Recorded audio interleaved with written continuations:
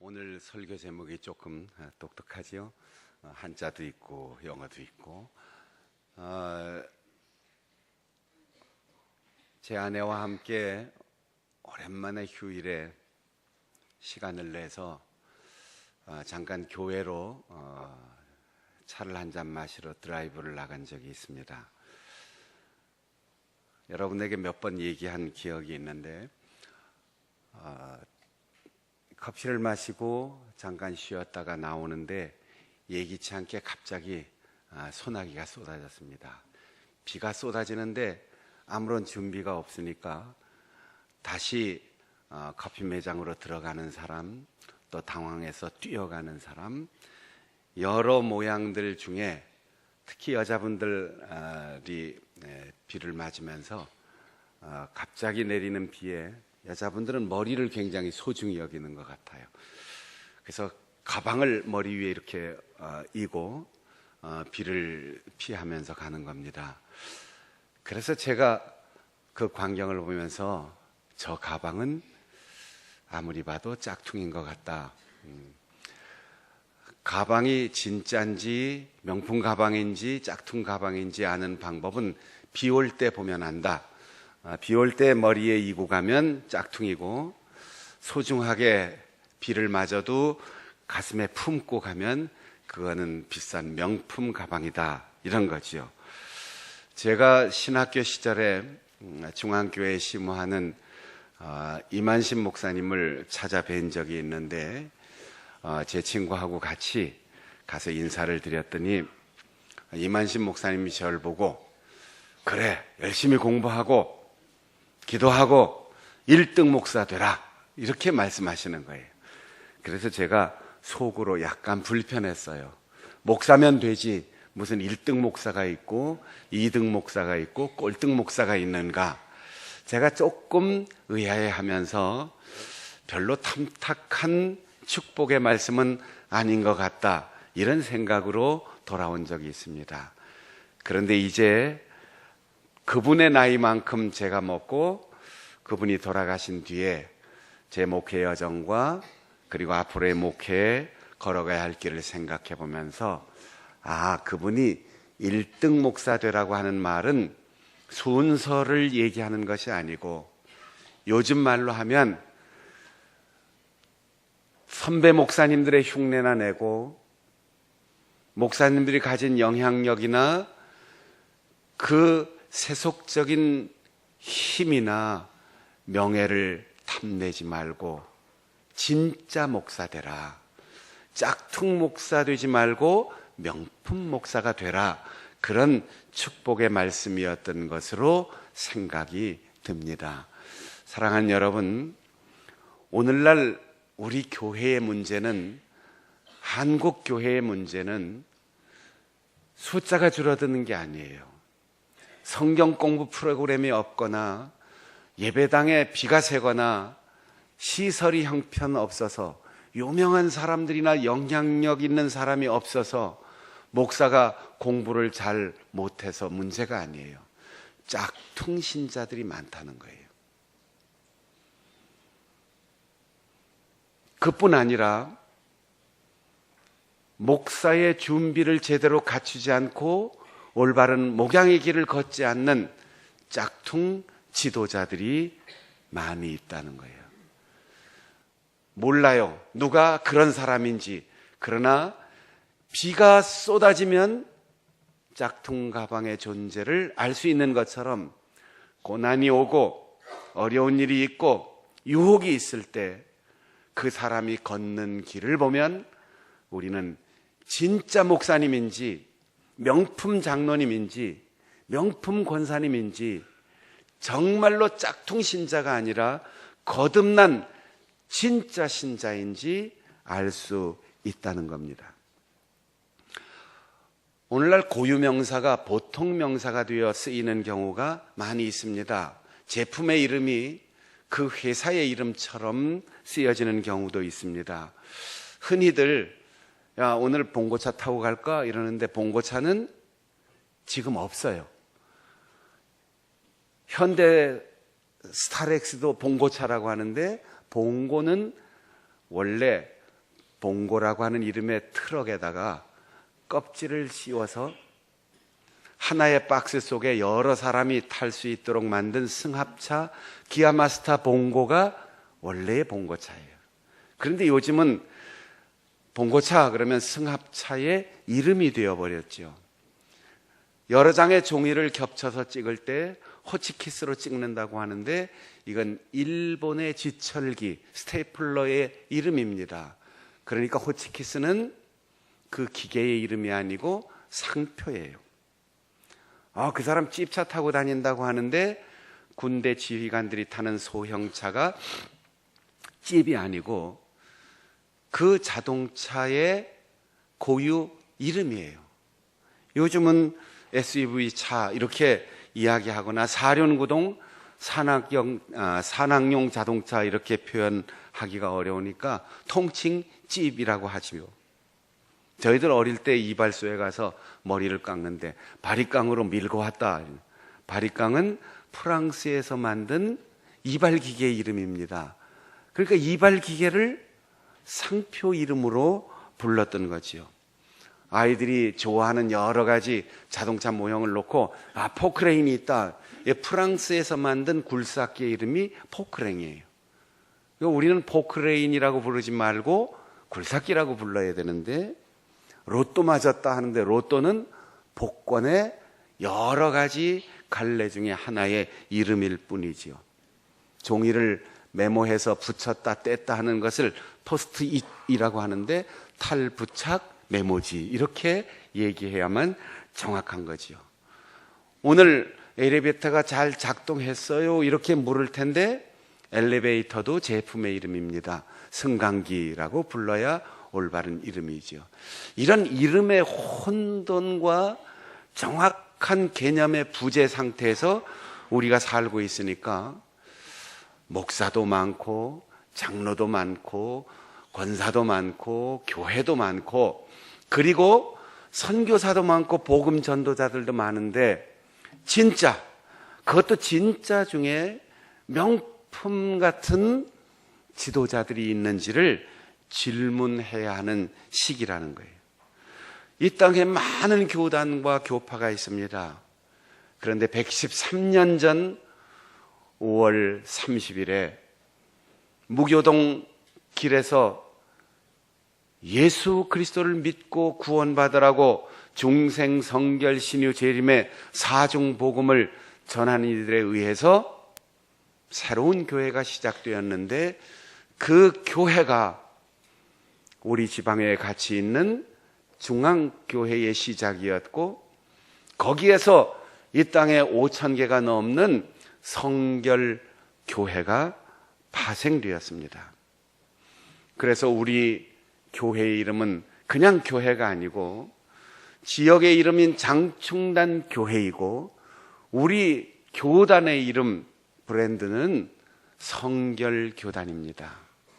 우리 교회가 장로교회가 아니고 감리교회가 아니고 침례교회가 아니고 구세군교회가 아닌 이유는 그냥 구별하는 호칭이 아니라 우리가 강조하는 독특한 교단의 브랜드 이미지가 있는데 성결이라는 말은 이 땅에 많은 교회를 통하여 복음을 듣고 예수 믿고 하나님의 자녀가 되는 거듭남과 구원의 은총에 머물지 않고 그 성도들이 성령으로 충만하여 거룩하게 사랑하며 살아가는 공동체를 이루고자 하는 심오한 의미를 가지고 우리 교단의 이름을 성결교회라고 지었습니다. 고대 이집트, 그리스, 로마와 같은 고대 문명의 유적지에서 출토된 항아리, 식기, 접시, 벽돌, 기와 등에는 그것을 만든 도공의 이름이나 특정 가문과 소유자의 상징이 새겨져 있습니다. 자신의 소유를 타인의 것과 구별하기 위하여 불도장을 찍는 표시는 5,000년이 넘는 기원을 가지고 있다고 합니다. 앵글로색슨족이 불에 달군 인두로 자기 소유의 가축의 낙인을 찍어서 소유물을 확인하는 식별 방법을 가리켜 브랜드라고 하였습니다. 고대의 브랜드는 출처를 표시하고 소유를 확인하는 단순한 형태의 식별 방법이었습니다. 봉건사회가 안정되고 상업이 발달하기 시작한 10세기 무렵에는 간단한 도형이나 문자를 엮어 그림처럼 만든 모노그램으로 구성된 상인들의 표시가 널리 보급되기 시작했습니다. 중국의 당나라 시대에도 제조업자의 이름을 상품에 새기도록 규정하였다는 기록이 있어 상품과 제작자를 연결하여 알 수 있게 하므로 상품의 질을 높이고 위조를 방지하려 했음을 알 수 있습니다. 18세기 후반 산업혁명을 통하여 근대 자본주의 사회가 성립되면서부터 브랜드는 수천 년간 이어온 시각에 의한 소유 표시의 개념을 넘어서게 됩니다. 공장에서 대량 생산한 제품이 도매, 소매상을 거쳐 소비자에게 전달되고 자유경쟁을 통하여 자사 제품의 특성과 품질의 우수함을 알리게 되면서 브랜드는 품질을 보증하는 이미지를 포함한 신용의 개념으로까지 확대됩니다. 여러분들이 전자제품을 구입하거나 화장품을 구입하거나 어떤 물건을 살 때 무엇을 기준으로 삽니까? 되게 많은 사람들이 상표를 봅니다. 그 브랜드를 보고 선택하게 되는 거죠. 오늘날에는 소비자 지향의 각종 마케팅을 통해서 자사의 브랜드를 차별화하고 있습니다. 그러면서 브랜드는 이제 고객 만족을 추구하는 표시로 바뀌었습니다. 더 나아가서는 상품에 붙이는 마크 또는 심벌 혹은 문자체로 다양한 심벌을 만든 로고 타입 등의 개념에서 벗어나 새로운 자산으로 인식되고 있습니다. 브랜드의 사용권을 빌려주면서 대가로 지속적이고 상당한 금액의 로얄티를 받거나 기업의 인수합병 시 브랜드 가치의 평가에 따른 대가를 지불해야 하기에 브랜드는 형체가 없고 무게가 없이 표시만 있지만 무형의 엄청난 가치를 지닌 자산으로 인정되고 있습니다. 실제로 2018년 세계적인 기업의 상표 브랜드 가치 평가에서 1위를 한 애플의 브랜드 가치는 242조 원, 상표만 가지고 242조 원의 가치를 갖게 됐다는 거예요. 2위의 구글은 175조 원, 3위를 한 아마존은 113조 원, 마이크로소프트와 코카콜라에서 6위를 한 국내 기업 삼성의 가치는 67조 원이었습니다. 삼성전자의 지난해 총 매출 순이익이 58조 원이었는데 브랜드 가치가 67조 원이었다는 것입니다. 대한민국 국가 예산 총액이 지난해 429조였습니다. 그러기에 세계적인 기업의 마케팅 전략은 상품 홍보보다 기업의 이미지 홍보에 더욱 치중하는 것입니다. 한 사람의 영업사원이 물건을 팔기 위해서 그 회사가 브랜드 홍보를 힘써 해야만 그 물건이 선택될 수 있다는 거예요. 오늘날 성결교회와 한국교회의 브랜드 이미지가 어떠한가를 우리가 한 번쯤은 교단 창립 기념일에 돌아보아야 합니다. 열심히 전도합니다. 성도들이 열심히 기도합니다. 성경 공부합니다. 사랑과 소망으로 서로 친교합니다. 그럼에도 불구하고 교회의 성장이 멈추고 하향 곡선을 긋고 있는 이유는 교회의 브랜드 이미지가 떨어지고 있기 때문입니다. 저희들이 어릴 때는 동네에서 교회 간다고 하면 절에 다니는 부모님들이든지 완고한 유학자 아버지든지 다 교회 가라고 했어요. 교회 가면 좋으니까, 목사님 말씀은 옳으니까, 교회에서 하는 일은 항상 선하니까 배울 게 있어 가라 이랬는데 지금은 부모님들이 아이들에게 교회를 가지 못하게 한다는 거예요. 왜냐하면 교회의 지도자들의 이미지가 떨어지고 있고, 한국 교회의 교회라는 브랜드 가치가 사람들에게 좋은 가치로 인정받지 못하고 있기 때문입니다. 그래서 개인 전도의 열심, 성경 공부의 열심, 그리고 뜨겁게 기도하는 개인적인 영성, 그것과 병행하여 교회의 지도자들과 그리고 교회의 직분자들은 우리의 삶과 그리고 우리의 인생 자체가 교회의 브랜드다. 내가 교회의 상표다.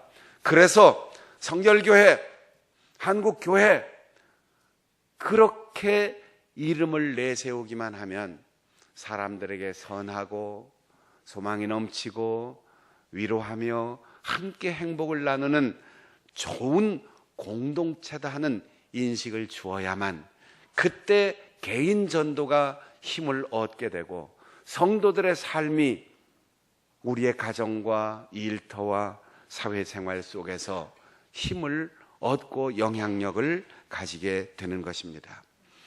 주님께서 사도 요한을 통하여 우리에게 주신 계시록의 맨 마지막 장은 이렇게 시작됩니다.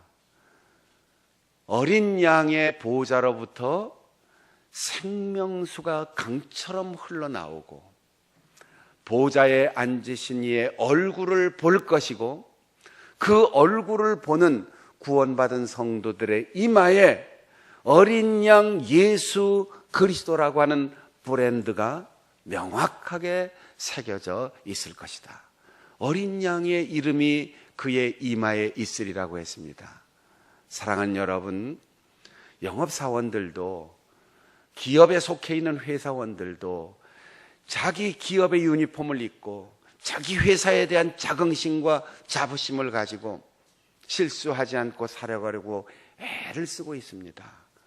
우리 교회 교인들이 얼마나 삶의 현장에서 예수 믿는 사람답게 살려고 교회의 지도자들이 그 얼굴, 그 이마에 예수 그리스도, 어린 양 되신 십자가의 그분, 그 이름을 이마에 새기고 살아가고 있는지 돌아보아야 할 것입니다. 여러분의 이마에 예수 그리스도의 이름이 새겨져 있는가? 그게 중요한 천국 문에 들어가는 관건이라는 거죠.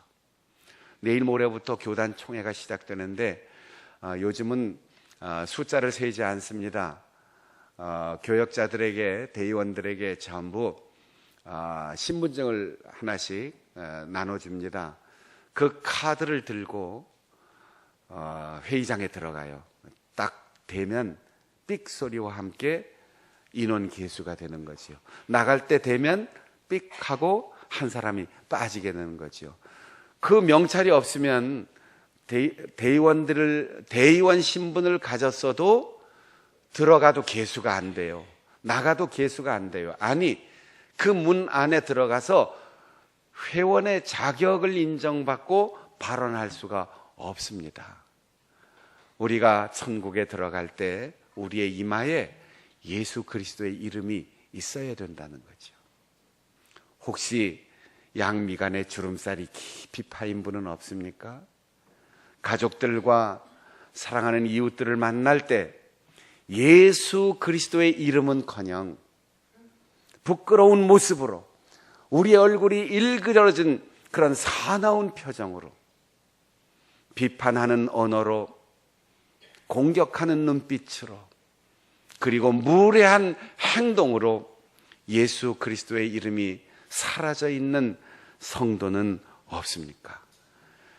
우리의 상태를 제일 먼저 알게 하는 게 이마예요. 이마. 그 사람의 이마와 눈을 보면 그 사람의 상태를 알 수 있습니다. 우리 성결교회는 이 땅의 많은 교단들 가운데 특별히 우리 한국 사람이 일본 땅에 건너가서 성사학원에 입학하여 예수 그리스도를 만나고 지도자 수업을 받아서 우리나라에 돌아와서 스스로의 힘으로 복음을 전함으로 시작된 구도적 전교, 자전적 선교의 역사를 가지고 있습니다. 복음과 교회는 자생하지 않지만 복음을 받아들인 사람들은 스스로의 힘으로 복음을 이 땅에 전파했기 때문에 우리 성결교회는 이 땅에서 시작된 한국 사람에 의해서 세워진 멋진 교회, 주체적인 교회다라고 하는 자부심을 가지고 있습니다. 게다가 이성복 목사님과 같은 복음의 열정을 가진 분들, 말로 못하면 죽음으로 이렇게 평생을 바친 복음 전도자들이 있고, 대통령께서 대한민국 국가 조찬기도회에 나와서 문준경 전도사는 우리의 어머니입니다 라고 고백한 것처럼 이 땅에 복음을 위하여 순교한 우리 성결교회의 문준경 전도사님을 내세울 만큼 순교의 영성, 병천교회, 임자진리교회, 두암교회 이런 곳에서 수십 명이 교회를 지키기 위하여 목숨을 바친 그런 순교의 영성이 있는 교단입니다. 죽음을 피할 수 있었지만 교회를 지키기 위하여 스스로 죽음의 길을 선택한 분들의 당당한 선택이 있었습니다. 그런 분들에게 영원한 생명을 주시는 새 하늘과 새 땅에 어린 양의 보좌로부터 생명수가 강처럼 흘러나온다고 했어요. 그리고 그 강 좌우에 생명나무가 있어서 매달 새로운 열매를 맺고 그 잎사귀는 만국을 치료한다 했습니다. 여기서 우리는 의문을 가질 수 있어요. 영생한다고 했는데 생명수를 마셔야 되는가? 생명나무 열매를 먹어야 되는가? 영생한다고 했는데 병들어서 치료가 필요한가? 또 어떤 분들은 천국 지루할 것 같아, 재미도 없어, 푸른 풀밭에 앉아서 맨날 노래만 부르고 놀면 그래도 좀 안 보는 데서는 뒷담화도 좀 하고 가끔 가볍게 다투기도 하고 땀 흘리고 그래야 사는 재미가 있지, 천국에서 심심해서 어떻게 살아? 이렇게 묻는 분들도 있어요. 천국이 어떤지를 몰라서 그렇습니다. 우리가 영생한다는 것은 신이 된다는 게 아니에요. 하나님이 된다는 게 아니에요. 하나님만이 영생하시고 그 영생하시는 하나님의 얼굴을 바라보면서 그 말씀대로 살아가는 백성들이 하나님과 함께 영생한다는 거예요. 천사들도 영생하도록 만들어졌지만 하나님처럼 높아지려고 교만할 때 사탄 마귀로 타락했고, 그 마귀는 타락한 천사로서 마지막 때 영원히 죽지 않는 불못으로 들어가게 될 것입니다.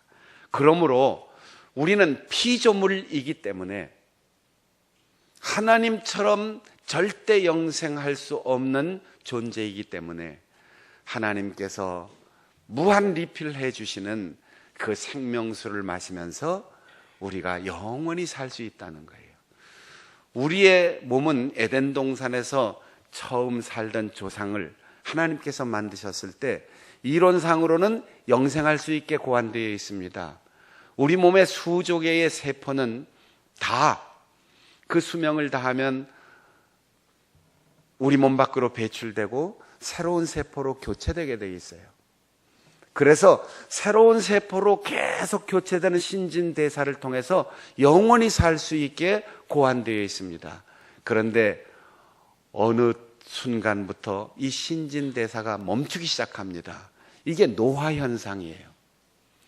그러나 새 하늘과 새 땅에서는 생명수를 끝없이 마시면서 우리의 몸에 신진대사가 멈춰지지 않고 하나님의 은혜의 강물을 먹으면서 영원히 살 것입니다.